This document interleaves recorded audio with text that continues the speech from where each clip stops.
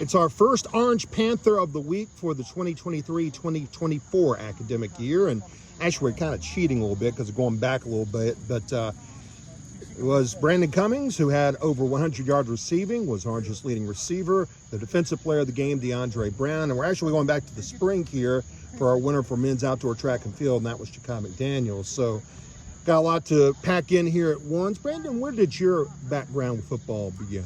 Honestly, in middle school. I didn't play in middle school, but that's where it all really came from. Just played it a lot at recess, and that was really it. And my dad helped me with that too and got me into actually playing in high school. So how did that transition to actually getting out on the field for real? It was different.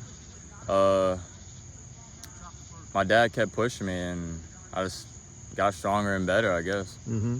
Where did you go to middle school, for those who don't know? Orange Middle, just down the road here? Yep. All right. Ja'Ki, you won it for track and field, but of course you had a big game defensively. Yes, sir. The other night. How amped up was the defense the other night to get going out of the gates here? Because you had a sack early. I think our defense started off firing, not taking hits, instead of giving the hits. I think that in the past we were as Coach Vallon says it, we were the nail instead of the hammer. But last Friday we were definitely the hammer instead of the nail. Yeah, had sacks on the opening two possessions for us, Southeast Alamance, and DeAndre Brown helped get one of those. And what was your feeling coming out of the Southeast Alamance game, aside from the fact that the game took over 3 hours to play?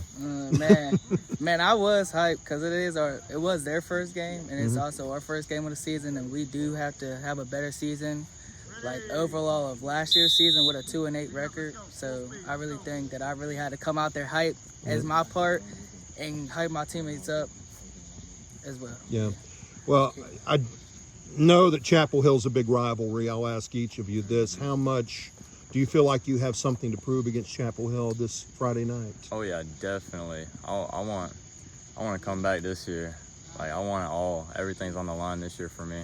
Yeah. And them, since we got destroyed last year, but I'm coming back this year. Yeah. I'm ready. We're all ready. What about for you, Ja'Ki? Me personally, I feel like we got to get this win because for the past 3 or 4 years we've been basically just sadly losing to them. Yep. But this year, hopefully, we can make a change and break that curse. Yep. And how much will this one mean to you, DeAndre? It's going to mean a lot because last year we did lose to them. So I think me and the team should walk in there with a chip on our shoulder for winning. Yep. Yeah.